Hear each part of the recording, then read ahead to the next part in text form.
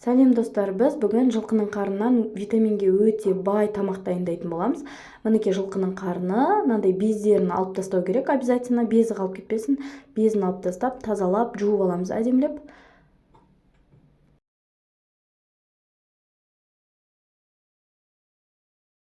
Содан кейін керекті заттарымыз картоп. Картошка мен көп қосам, потому что күйеуім жақсы көреді. Одан кейін сәбіз, подливке қосамыз. Содан кейін пияз. Және де укроп қосатын боламын мен подливке. Иісі әдемі, дәмі тамаша болатын болады. Сосын тұз қосамыз обязательно. Біле білсеңіздер, осы жылқының қарнында витамин өте көп екен. Мінекей тазалап, жылқының қарнын әдемілеп, қайнатып аламыз осылай.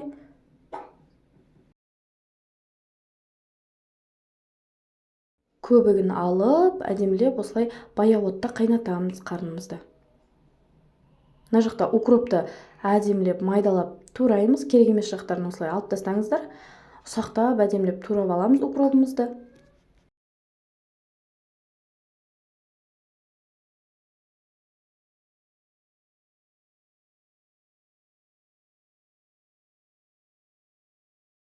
Одан кейін пиязды жартысынан бөліп, осылай домалақтап әдемілеп жіңішке қылып турап аламыз.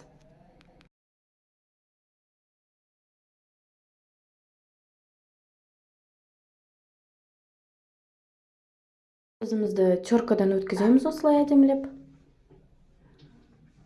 Қарынның бетіндегі майын осылай отдельно ыдысқа құйып аласыздар, подлив жасауға.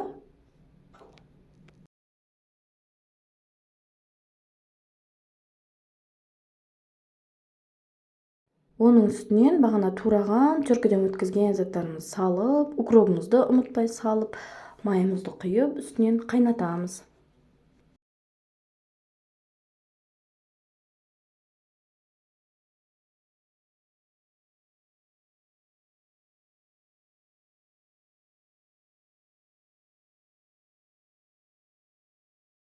Мен қамырды осылай сорпасына дайындайтын боламын, сорпасына илейтін боламын.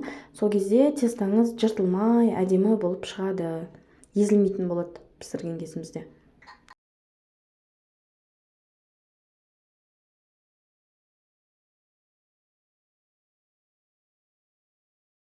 Сорпасын осылай суытып алып, кішкене тұз салып, үстіне кішкене суық құйып жіберсеңіздер болады. Осылай ұнымызды салып, әдемілеп қамыр илейміз біркелкі етіп.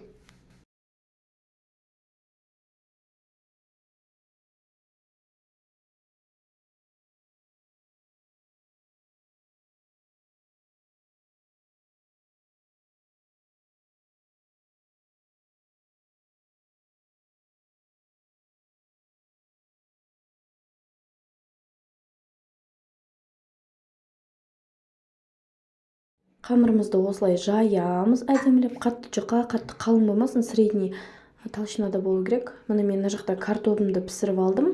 Қарным пісті, тоже сүзіп аламын осылай отдельно.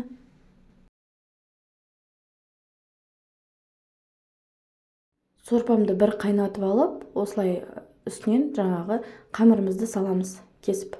Төрт бұрышты кішкене қылып кессеңіз де болады. Мен осылай кішкене үлкен қылып кесем. Сөйтіп қамырымды салып, әдемілеп қайнатып пісіріп аламын.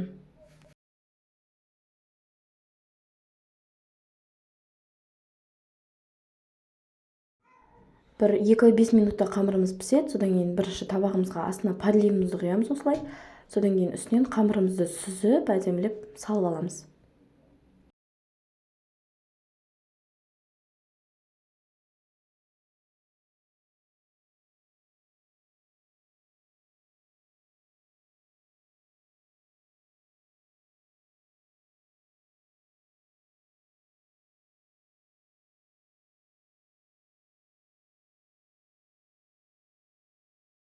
Қамырымыздың бетіне осылай подливті тағы да құямыз, әдемілеп араластырамыз. Арасына кіруі керек прям.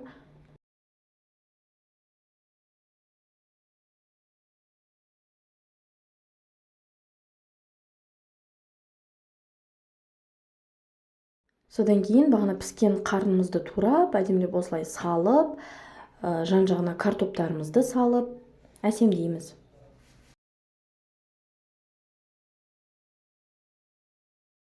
Содан кейін бетіне тоже подлив құйып жіберсеңіздер болады. мінекей қарнымыз дайын, астарыңыз дәмді болсын.